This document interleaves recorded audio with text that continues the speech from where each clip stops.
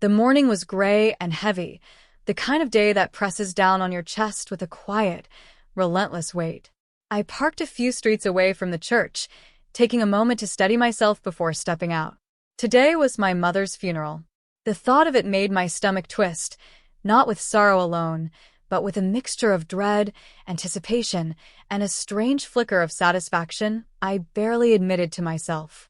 I smoothed the fabric of my dress, an elegant, understated piece of my own design, and inhaled deeply. As I walked up the church steps, I noticed the muted glances from familiar neighbors and distant relatives. They whispered among themselves, many clearly sizing me up, some in pity, some in curiosity. I held my head high, aware that all eyes were subtly on me. Then, of course, came the one gaze I had dreaded most, my sister's. She was leaning against the doorway, her arms crossed, the usual tight-lipped smile tugging at her face. "Well, aren't you fancy?" she said, her tone dripping with mockery. Her eyes scanned me from head to toe, lingering on the dress, the heels, even the small gold accents I had chosen. "You think you're going somewhere dressed like that?" she added, the sneer unmistakable. I felt my jaw tighten, but I forced a neutral expression. Nothing in her words could reach me today. She had never understood me, not really. She had spent years ridiculing my choices, laughing at my ambitions, and scoffing at the idea that I could ever make something of myself.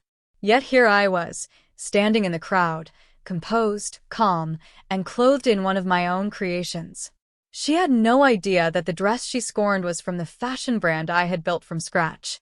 No idea that the small empire I had started in a cramped studio apartment had grown into something respected, desired, and admired. The mourners filed past the entrance, their murmurs filling the air, and I followed behind, my heels clicking against the stone floor. I felt the heat of curiosity, judgment, and surprise like a tangible presence brushing against me. Everyone assumed they knew my story, yet they had no clue. That had always been my advantage, quietly achieving while others doubted. The ceremony began, and the room fell into solemn silence. The preacher spoke, and I found myself drifting into a bubble of memories. My mother's stern words, her faint smiles, the times I'd craved her approval and received none. The emotions were heavy, but beneath them ran a current of clarity. I had survived. I had created beauty, success, and independence, all in a world that had underestimated me. When my sister shot another pointed glance, I didn't flinch. Inside, I allowed a small, private smile. Today, no words were needed. My presence, my calm, my elegance, it all spoke louder than any insult she could throw. And so, I sat quietly, head high, heart steady, knowing that soon, the truth of what I had built would be impossible to ignore. The echoes of the preacher's voice lingered in the room, soft and solemn, but I could barely focus on the words. My thoughts kept drifting back to my sister, to her sharp tone, to the sneer she had thrown at my dress. It wasn't just about the clothes, never just the clothes. It was a reminder of every cutting word, every dismissive glance, every subtle jab she had ever made during our childhood, and even into adulthood. As the service continued, I felt memories surface like old photographs. I remember her laughing as I struggled with school projects, her ridicule at my first failed attempts at sewing, and the way she would roll her eyes when I spoke about dreams that seemed too big for someone like me. My mother had been distant, often distracted by her own concerns, but she never defended me when my sister mocked me. In that house, I had always been the target, the dreamer, the one meant to be humiliated. A sharp pang of sadness hit me, but it was mixed with something else, something warmer, fiercer, resolve. Every cruel word, every smirk of superiority had fueled me more than I had ever admitted. Those experiences had been the secret architects of my determination. While my sister flaunted charm and social ease, I had worked quietly, tirelessly, building my dreams brick by brick. And now, standing here, wearing the fruit of that labor, I felt the irony pulse through me. As mourners whispered condolences and shared memories, I let my gaze wander. People spoke of Mom with respect, sorrow, sometimes regret. And there, in the middle of the crowd, My sister laughed softly at something someone said. That laughter, so familiar, so arrogant, stirred a mix of irritation and satisfaction within me. She had always assumed she was above me, and perhaps she still did, but the gap between us was no longer invisible. She couldn't see the countless nights I had spent sketching designs under dim lights, sewing until my fingers ached, negotiating deals I didn't fully understand. She had no idea of the sleepless mornings, the risks, the failures, the small victories that had slowly built a brand that was now silently wearing the room like armor. The service drew on, but I felt an internal shift. I realized that grief didn't have to be entirely consuming. It could coexist with pride. Loss could mingle with triumph. And while I mourned my mother, I also acknowledged the life I had carved for myself despite a childhood filled with underestimation. When my sister shot me another glance, half curiosity, half disdain, I simply looked away. Let her think she understood me. Let her cling to her assumptions. The truth would emerge in its own time. For now, I would observe, quietly and patiently, letting old wounds surface and heal simultaneously, recognizing that every insult and slight had contributed to the woman I had become. By the time the ceremony ended and people began filing out, I felt a sense of quiet empowerment. I had been underestimated for years, but each moment of mockery had been a stepping stone. And soon, very soon, the reality of my success would become impossible for anyone, including my sister, to ignore. The funeral reception was held in the old family hall, a space that had always seemed too large, too echoing, for the emotions it tried to contain. Chandeliers hung from the ceiling, their crystals catching the dim light, and the polished wooden floor reflected the somber faces of relatives and neighbors. I walked in slowly, observing everything, letting the whispers and murmurs wash over me without a flicker of reaction. People complimented the flowers, murmured about the weather, and exchanged memories of my mother. But through it all, my sister continued her quiet scrutiny. She sat with her arms crossed, leaning back at her chair, her eyes darting to me every few moments. "Who even dresses like that?" she muttered to someone nearby, clearly expecting me to overhear. I didn't. Instead, I let a faint smile curl on my lips. Let her continue underestimating me. She had always thrived on thinking herself superior, but superiority based on ignorance is fragile. As trays of food were passed around, I noticed several distant relatives glancing at me, whispering, nodding in approval. "Where did you get that dress?" one aunt asked softly, as if afraid of offending me. I merely replied with a polite, "Thank you," not revealing anything.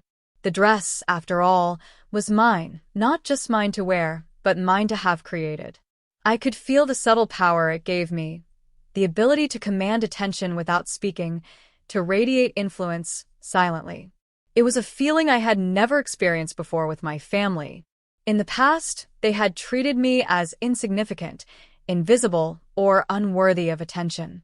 Yet now, in the quiet glances and hushed tones, I sensed respect, perhaps grudging, perhaps uncertain, but respect nonetheless. I remembered the early days when I had doubted myself, when failures felt like insurmountable walls, when my dreams were mocked as childish fantasies.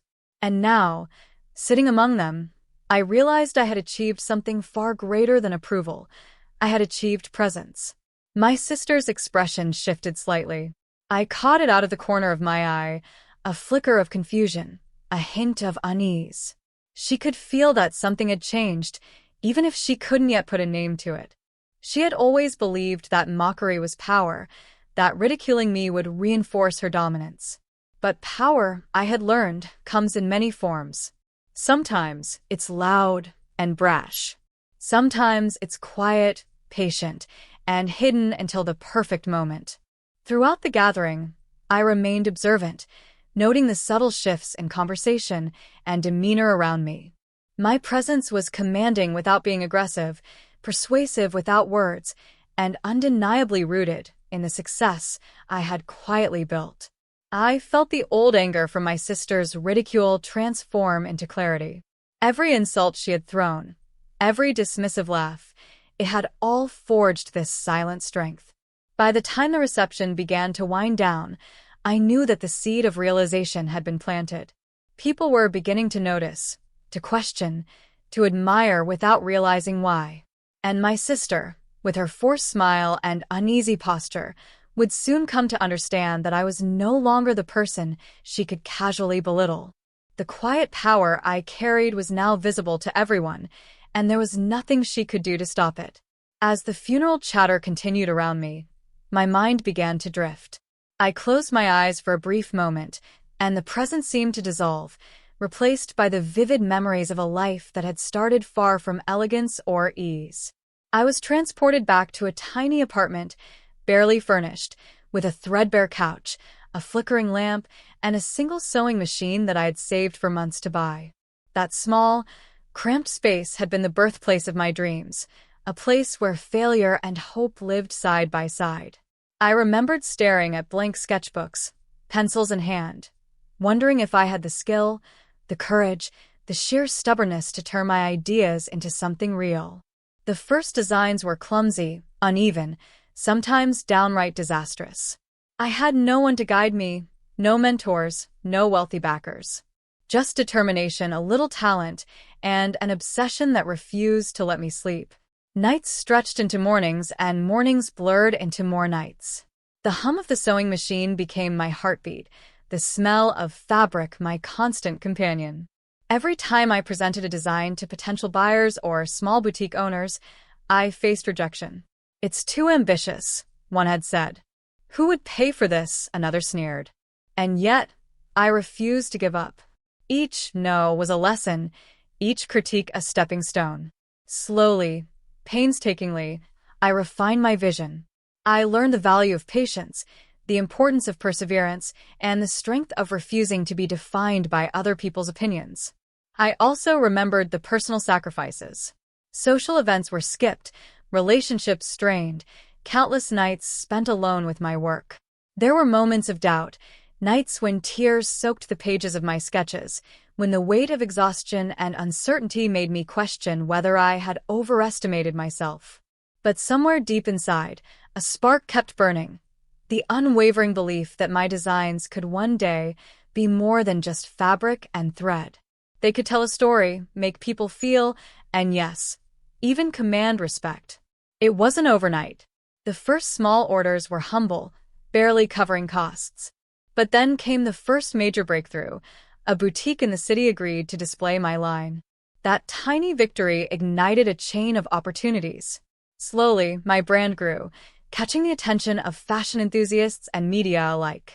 Each accomplishment was hard-earned, a direct response to years of neglect, mockery, and doubt. The woman who once spent nights sketching in a dimly lit apartment had now created a brand recognized and desired. Opening my eyes, I realized that those early struggles had shaped the core of who I was. They had taught me resilience, humility, and the silent power of proving oneself without seeking validation. And now, dressed in my own creation, surrounded by family who had always underestimated me, I felt that all those sacrifices were finally visible, not just in the fabric of my dress, but in the confidence and presence I carried. My sister, seated across the room, laughed at a story someone was telling, completely unaware that the quiet woman she had always dismissed had transformed every ounce of rejection into the empire she now wore so effortlessly. And in that realization, I felt a small, private thrill, one she would only come to understand much later. The room hummed with polite chatter, the low murmur of condolences and small talk blending into a rhythm that seemed almost hypnotic. I moved slowly, accepting pleasantries from distant cousins and neighbors, all while keeping an eye on my sister. She had settled into her usual posture of superiority, leaning back slightly, a faint smirk tugging at her lips, arms folded across her chest like a shield. Her arrogance had always been her armor, and today it seemed more pronounced than ever. "Isn't she a bit over the top?" I heard her whisper to a friend near the buffet, her voice carrying just enough for me to catch.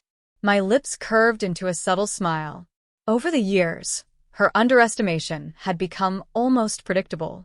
She thrived on belittling, on making me feel small, on assuming she was always one step ahead. But she didn't know that her words no longer held power over me. I had learned to turn every insult, every dismissive glance, into fuel for my determination. She continued her small digs throughout the gathering. Comments about my eccentric fashion sense, jokes about my supposed obsession with style, and murmured remarks about my career choices slipped into conversations, all intended to provoke a reaction. But I remained calm, composed, and deliberately quiet. Each time she tried to needle me, I reminded myself of the distance between our realities. While she depended on social appearances and old reputations, I had built something tangible, something that commanded respect regardless of opinion. I watched her as she attempted to assert dominance over the conversation, interjecting anecdotes about Mom, stories designed to highlight her own importance. She laughed at her own jokes, waiting for others to follow suit. Yet, beneath the surface, I noticed subtle cracks, small signs of uncertainty. She was aware, at some level, that her assumption of superiority was increasingly fragile. People's attention kept drifting toward me, drawn by something she didn't fully understand: confidence, composure, and an aura of achievement that couldn't be fabricated. When someone complimented my dress, her eyes narrowed slightly, though she tried to mask it with forced interest. "Oh, thanks," I said with mild warmth, letting the words float in the air. I didn't explain that the dress was from the brand I founded, that I had poured years of blood, sweat, and tears into creating every piece. Let her arrogance stew in ignorance. The reveal would come at the perfect time, and when it did, there would be no escaping the truth. For a moment, I allowed myself to reflect on the strange irony of the situation. Here she was, confident, self-assured, and utterly convinced of her superiority, while I sat quietly, a product of years of determination and hard work she had never acknowledged. My composure was my weapon, my silence a shield, and my quiet presence a statement in itself. Every sarcastic glance she cast, every whispered remark she thought would wound me, only highlighted the gap between our paths. By the time the evening began to settle into quieter conversations, it was clear that my sister's arrogance, which had always been unshakable, was beginning to show signs of fragility. I remained patient, allowing the tension to build naturally. Soon, the truth would be revealed, and all her assumptions would crumble. And in that quiet, deliberate patience, I felt a thrill of anticipation. The long-awaited moment of vindication was drawing near. The funeral hall had begun to quiet as the initial wave of mourners trickled out, leaving behind a cluster of relatives and neighbors still lingering, their voices hushed with respect or curiosity. I moved slowly among them, accepting polite nods and soft condolences, keeping my composure as always. But something was changing. I began to notice subtle glances, not the polite, obligatory ones, but looks of genuine interest, recognition, even admiration. A distant cousin, someone I hadn't spoken to in years, approached me cautiously. "Your dress, it's beautiful," she said softly, almost reverently. "Where did you get it?" Her eyes were wide, curious, unguarded. I smiled faintly, shrugging as if it were just a matter of taste. "Thank you," I said simply, letting the truth linger just beneath the surface. She didn't need to know yet that the piece she admired wasn't bought in a boutique. It was created by my own hands, designed and produced under the brand I had built from scratch. One by one, other guests began to offer compliments, murmuring among themselves, pointing out the elegance and sophistication of my attire. And with each remark, I felt the subtle shift in the room. The attention that had always been on my sister, the assumed social star of the family, was now quietly, undeniably drifting toward me. My presence was commanding without arrogance, and the irony wasn't lost on me. The woman who had mocked me earlier for dressing too fancy was suddenly the one fading into the background, invisible in comparison. My sister, seated stiffly at the far end of the hall, began to notice the change. I caught the slight twitch of her jaw, the narrowing of her eyes, the tense grip of her hands as she realized the attention she had always taken for granted was slipping away. Her mockery had faltered, replaced with confusion. She leaned slightly toward a friend, whispering under her breath, but it was clear she didn't know how to respond to the shifting dynamics. I let the moment linger. There was a quiet satisfaction in watching the subtle cracks form in her confident facade, in seeing that the room's focus was no longer dictated by her arrogance. While she had spent years relying on charm and social maneuvering, I had cultivated something deeper: substance. People didn't just notice my dress. They noticed the woman who carried herself with quiet authority, the poise of someone who had fought for her place and claimed it. And then it happened. A neighbor I had once sold my very first collection to approached, a small smile tugging at her lips. "I can't believe it. You're the designer behind this line?" she asked, astonishment clear in her voice. Her words caused a ripple through the room, and suddenly, everyone's eyes were subtly, tentatively on me. Whispers spread, soft, incredulous, but undeniably filled with respect. I felt a surge of quiet triumph. The room had shifted imperceptibly, yet powerfully. My sister's arrogance, which had thrived on assumptions and mockery, was now challenged by reality. She could sense it, though she could not yet name it. People were beginning to understand that the quiet, underestimated woman before them was, in fact, someone remarkable, a founder, a creator, a force that had silently grown beyond all their expectations. And in that moment, I realized the truth of the power I had always carried. It was not in being loud, not in commanding attention with force or brashness, but in building something real, something undeniable, and letting the world discover it in its own time. My sister would soon see, and when she did, the consequences of her arrogance would be impossible to ignore. The room had fallen into a gentle hum of conversation, the kind that hovers between respectful mourning and social obligation. I moved through it with ease, accepting soft compliments, nodding politely, and keeping my composure intact. But I could feel the undercurrent, the subtle shift in the energy of the room as curiosity and admiration began to ripple outward. Every glance, every whispered question, now carried a weight that hadn't been there earlier. My sister was the first to notice, though she tried not to show it. Her eyes flickered toward me repeatedly, a combination of suspicion and incredulity in her gaze. I could almost see her mind working furiously, trying to reconcile the quiet woman standing before her with the flurry of attention that had begun to circle around me. Her arrogance, once so unshakable, was now teetering on the edge of panic. Then, casually, almost as if it were an aside, I mentioned to a relative, "Oh, this dress? It's for my brand. I designed it myself." My words floated in the air, soft but deliberate, and the room froze for just a second. The ripple became a wave. Heads turned, eyes widened. Murmurs began to spread like wildfire. "She designed it?" "The whole line," someone whispered. "She's the founder?" another asked, barely audibly. I let the moment linger. My sister's face went pale, her mouth opening slightly as though she had forgotten how to form words. The smirk that had mocked me earlier dissolved, replaced by shock, confusion, and, beneath it all, a flicker of fear. She had assumed all along that I was insignificant, that my accomplishments were minimal, that my presence at the funeral was a formality. But now, the reality hit her. I was no longer the powerless sister she could belittle at will. Other relatives and friends began approaching me with curiosity and admiration. Questions poured in. "What inspired this collection? How did you start your brand?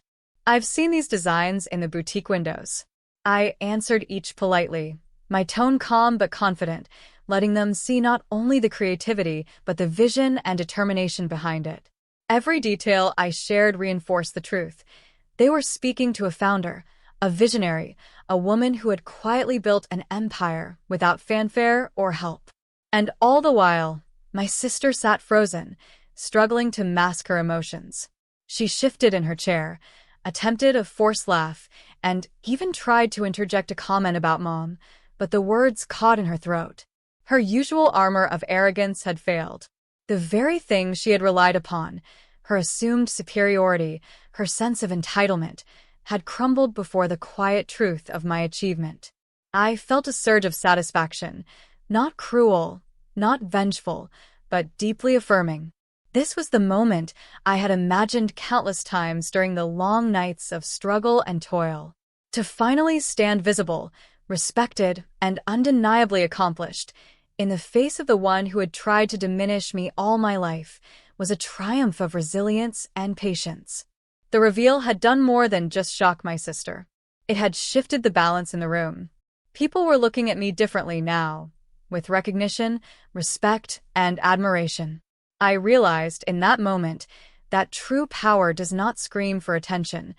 It commands it effortlessly, with quiet certainty.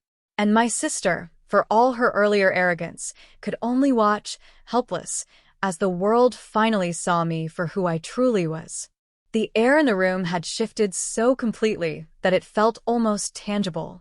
Conversations that had previously flowed around my sister now swirled toward me, each compliment, each curious question, affirming the reality she had been blind to for years.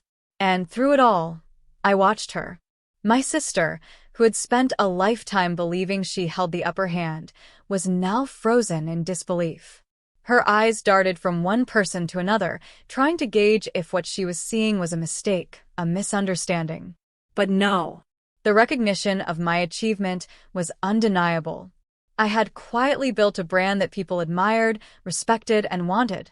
The dress she had mocked, the very outfit she had used as a point of ridicule, was now the centerpiece of her embarrassment. She opened her mouth to speak, likely to deflect or reassert some semblance of authority, but the words faltered and died. The words that had always flowed so easily for her, sarcastic, biting, dismissive, were now useless against reality. She could no longer control the narrative. The story had shifted, and it was no longer hers to command. I noticed the subtle gestures that betrayed her regret, the nervous fidgeting with her hands, the slight slump of her shoulders, the forced smile that didn't reach her eyes. I could see her replaying moments in her mind, times she had belittled me, dismissed me, mocked my choices, wishing, perhaps, that she had treated me differently. But regret, while powerful, cannot erase the past, and I had learned that some lessons are best understood in the presence of truth. And yet, even in her embarrassment, there was a tiny glimmer of something I hadn't expected: humility. Not fully formed, not entirely conscious, but enough to hint that she might understand, someday, what she had underestimated. I could see her mind turning over the revelation, attempting to reconcile the sister she had always dismissed with the woman standing confidently before everyone now. The contrast was striking. She had spent her life navigating social circles, wielding her charm as armor, relying on perceived superiority to maintain control. I, on the other hand, had built something real, something that demanded respect not through words, but through action, vision, and unwavering persistence. The irony was delicious, subtle, yet undeniable. Around us, the room had grown quiet, the attention now fully on me. Guests whispered with admiration, some asking questions about my brand, others expressing disbelief that I had achieved so much without them knowing. And my sister, who had once believed she could diminish me with a glance or a comment, sat helpless, the weight of her own arrogance pressing down on her. I didn't gloat, I didn't point out her errors or scorn her. Instead, I maintained a calm, gracious composure, allowing her to confront the truth quietly. There was power in restraint, in letting the reality of my success speak for itself. And as I noticed her silent, unspoken regret, I realized something profound. This moment wasn't about revenge. It was about recognition. Recognition that I had endured, achieved, and thrived despite years of mockery. By the time the evening began to wind down, my sister had withdrawn slightly, her energy subdued. The arrogance that had defined her presence now lay in quiet regret, and I understood that while she might never openly admit her mistakes, she would carry this revelation with her. And for me, that was enough. The past could not be changed, but the present, and the undeniable truth of my success, was mine to claim. By the time the funeral reception was nearing its end, the atmosphere in the room had completely changed. Where there had been polite murmurs and subdued conversation, there was now a palpable sense of recognition. People who had once barely acknowledged me were now engaging in conversation, asking questions, complimenting my composure, and subtly expressing admiration. The balance of attention had shifted, and I could feel it in every glance, every whisper. My sister, once the center of social dominance in the family, had withdrawn into herself. She sat in her chair, hands folded in her lap, a forced smile painted across her face. I noticed the subtle tension in her shoulders, the slight quiver in her hands as she realized she could no longer control how others perceived me. Every compliment I received, every whisper of curiosity about my brand, reminded her that the quiet, underestimated sister she had mocked had now become a figure of influence and respect. Relatives who had once favored her charm and ease were now looking at me differently. My aunt, who had often dismissed my ambitions as impractical, approached with a tentative smile. "I didn't realize. I mean, your work. It's remarkable," she said, her tone hesitant but sincere. The validation, though unexpected, carried a quiet weight. These were the people who had once shaped the narrative of my family life, yet now their perception was changing, subtly but undeniably, in my favor. Even my cousins, some of whom had sided with my sister in petty disputes, began to acknowledge my accomplishments. "We should have paid attention earlier," one admitted, a sheepish grin forming. "You've really done something incredible." I nodded politely, letting their recognition register without arrogance. I didn't need to boast. The truth of my work and presence spoke louder than any words I could offer. Through it all, my sister remained visibly unsettled. I could see her replaying memories in her mind, the times she had ridiculed me, dismissed my dreams, or tried to assert superiority. Her arrogance, which had once been so unshakable, was crumbling quietly before my very eyes. I realized that the lessons she had ignored for so many years were finally catching up with her. She couldn't reverse the past, and she couldn't ignore the present. The family dynamics had shifted irrevocably, and she was acutely aware of it. I allowed a moment of reflection. Despite the shock and tension, I felt a quiet satisfaction, not a sense of revenge, but an understanding of the power of perseverance. The people around me were recognizing what I had built, the determination it had taken, and the success that had silently grown from countless nights of effort, struggle, and vision. My sister, for all her attempts to dominate socially, could only witness the transformation she had ignored for so long.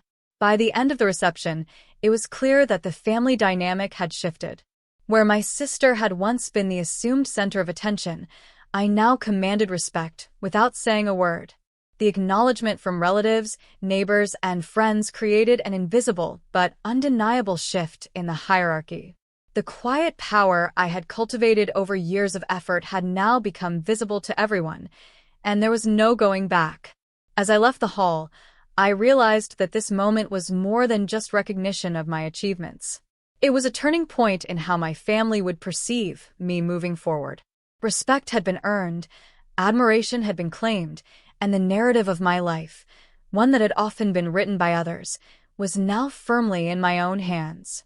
The sun was beginning to dip below the horizon as I stepped out of the funeral hall, the soft evening light catching the folds of my dress. I felt a strange mix of emotions, sorrow for the loss of my mother, relief at having endured the day, and a quiet exhilaration that came from knowing I had finally claimed my place. The air was crisp, carrying the faint scent of autumn leaves, and for the first time that day, I felt a sense of freedom.